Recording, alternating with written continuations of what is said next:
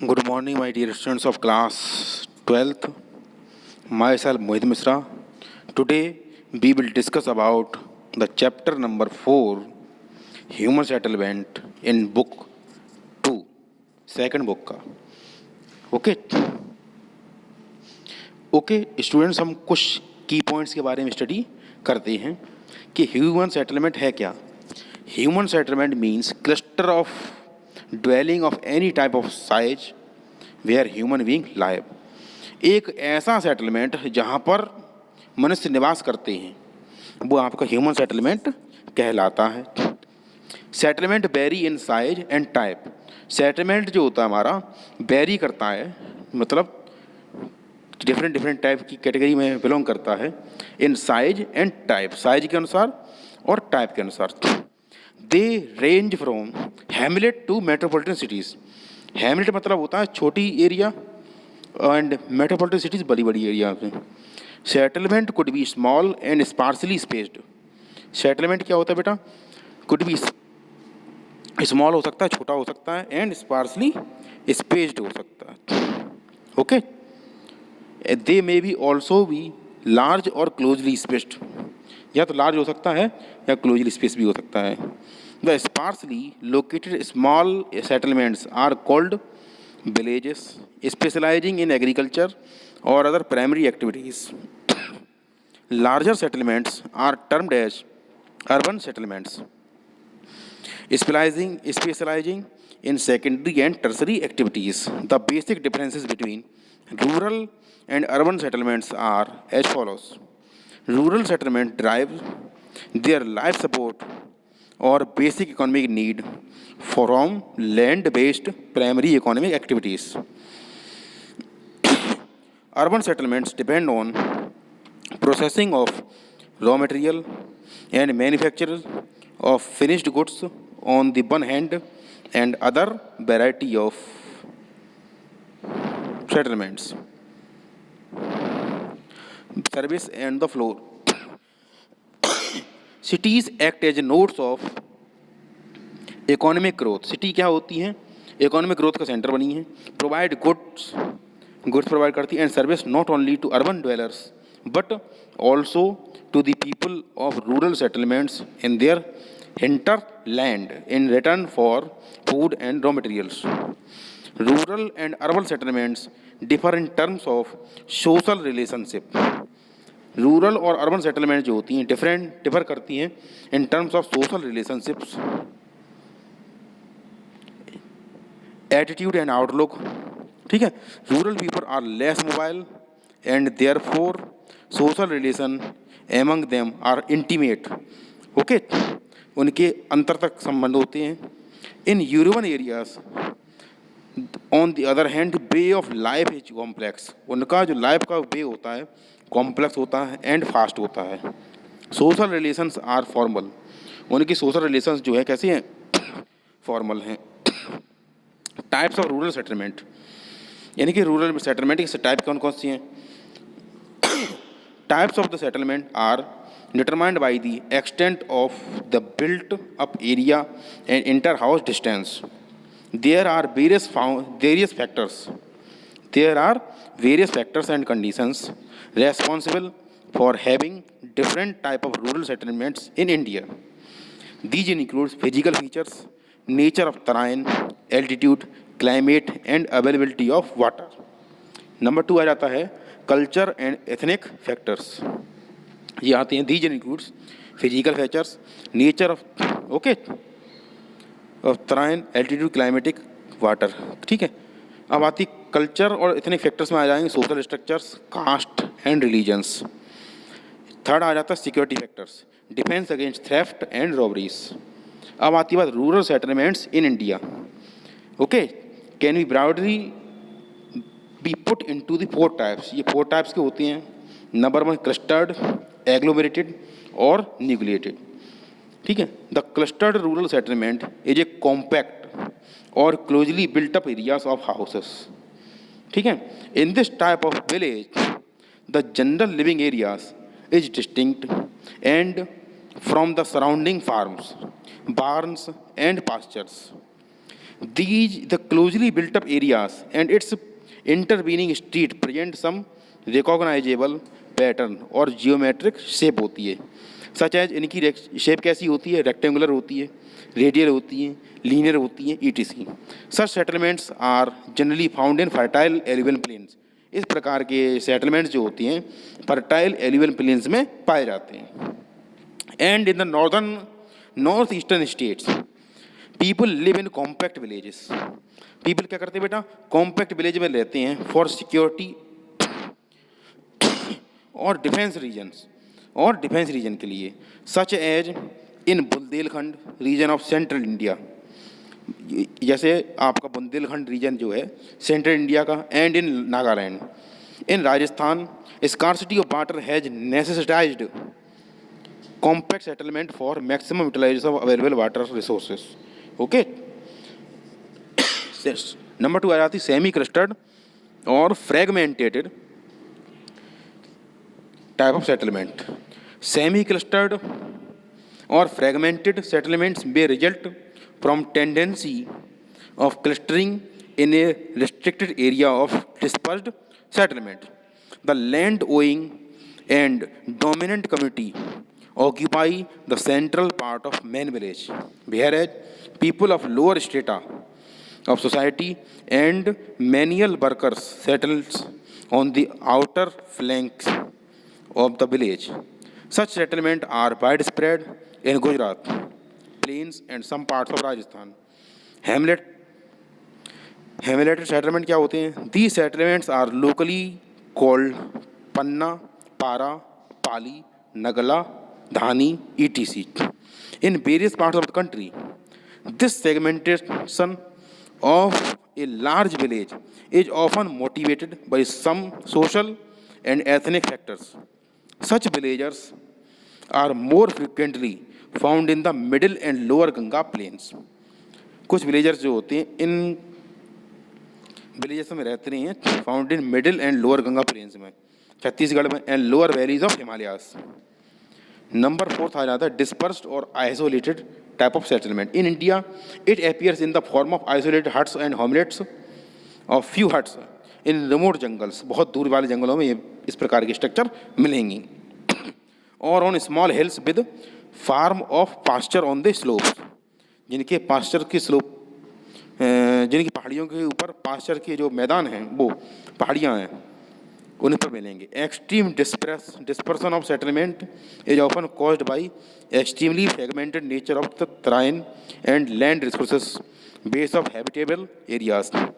Many areas of Meghalaya, Uttaranchal, Himachal Pradesh and Kerala have this type of settlements. अब आती बात अर्बन सेटलमेंट्स की. Urban settlements are generally compact होते हैं and larger in size. They are engage in variety of non agricultural economic activities होती हैं and administrative functions होते हैं. Cities are functionally linked to rural areas around them. City जो होती है बेटा लिंक होती हैं रूरल एरियाज़ की जो उनके अराउंड देम होते हैं. Cities are connected directly as well as indirectly with the villages. City कैसी होती है बेटा? डायरेक्टली कनेक्टेड होती हैं एज वेल इनडायरेक्टली होती हैं with the villages and also with each other, जो एक दूसरे से रिजेंबल करती हैं. Evolution of town in India. On the basis of their evolution in different periods Indian towns may be classified. Indian towns को कई प्रकार से बांटा जा सकता है. Number 1 ancient town. Most of this town developed as religious and cultural centres. ठीक है, बहुत सारे टाउन्स जो हैं रिलीजियस और कल्चरल सेंटर के रूप में प्रमोट हुए. नंबर 1 है Varanasi. Varanasi is one of the most important town among these cities. Number 2 आ जाता है प्रयाग इलाहाबाद. तीसरा पाटलिपुत्र पटना के नाम से. Madurai are some example of ancient town in the country. Next आ जाता है medieval towns. Most of them developed as headquarters of principalities and kingdoms. These are fort towns. ये क्या कहलाते हैं बेटा? फोर्ट टाउन्स कहलाती हैं. Which came up on the ruins of ancient town. Important among them are Delhi, Hyderabad, Jaipur, Agra and Nagpur. Okay. अब आ जाती है बेटा मॉडर्न टाउन की. The British and other European have developed a number of towns in India. They first developed some trading ports such as Surat, Daman, Goa, Pondicherry, etc. The British later consolidated their hold around three principal nodes: Mumbai, जिसको मुंबई कहा गया, चेन्नई मद्रास था, and Kolkata Calcutta, and built them in the British style. They established their administrative centers, held town at summers resorts, and added new civil administration and military areas to them. Towns based on modern industries are evolved after 1850. For example, Jamshedpur. After independence, a large number of towns have been developed as administrative headquarters. Example: Chandigarh, Bhubaneswar, Gandhinagar, Dispur. And industrial centers such as Durgapur, Bhilai, Sindri, Barauni. Some old towns also developed as satellite towns around metropolitan cities such as Ghaziabad, Rohtak, Gurgaon, around Delhi. Urbanization in India. The level of urbanization is measured in terms of percentage of urban population to total population. The level of urbanization in India in 2001 was 28%. Enlargement of urban centers and emergence of new towns have played a significant role in the growth of urban population and urbanization in the country. Classification of town on the basis of population size. Census of India classified urban centers into 6 classes. Urban centers with population of more than 1 lakh is called city or a class 1 town. Cities accommodated population size between 1 to 5 millions. Okay, 1 से 10 लाख के बीच में है, 1 से लेकर के वो 5 million, यानी कि 10 लाख से 50 लाख के बीच में है, तो कहलाते हैं metropolitan cities. Cities more than 5 million, 50 lakh से ऊपर वाली जनसंख्या क्या कहलाती है? Mega cities. Majority of the metropolitan and mega cities are urban agglomeration. An urban agglomeration may consist of any one of the following 3 combinations: a town and its adjoining urban outgrowths होती है, 2 or more contiguous towns होती हैं with or without their outgrowth, a city and 1 or more adjoining town with their outgrowth together forming a contiguous spread. Examples of urban outgrowth are railway colonies, university campus, port areas, military cantonment, etc., located within the revenue limits of villages and villages contiguous to the town and city. Okay, in India, more than 60% of urban population lives in class 1 town. Out of 423 cities, 35 cities urban agglomeration are metropolitan cities. 6 of them are mega cities with population over than 5 million each. More than 1/5, 21% of the urban population lives in these mega cities. Among them, Greater Mumbai is the largest agglomeration with 16.4 million people. 1,64,00,000 लोग रहते हैं. Kolkata, Delhi, Chennai, Bangalore, and Hyderabad are the other mega cities in the country. अब आती बात functional classification of towns. On the basis of dominant and specialized function, Indian cities and towns can be broadly classified as follows. Number 1, administrative towns and cities. Towns supporting administrative headquarters of higher order are administrative towns such as Chandigarh, New Delhi, Bhopal, Shillong, Guwahati, Imphal, Srinagar, Gandhinagar, Jaipur, Chennai. Industrial towns constitute prime motives forces of these cities such as Mumbai, Salem, Coimbatore, Modinagar, Jamshedpur, Hooghly, Bhilai, etc. Transport cities, they may be port primarily engaged in export and import activities such as Kandla, Kozhikode. Visakhapatnam, etc. are hub of transport such as Agra, Dhulia, Mughal Sarai, Itarsi, काटनी।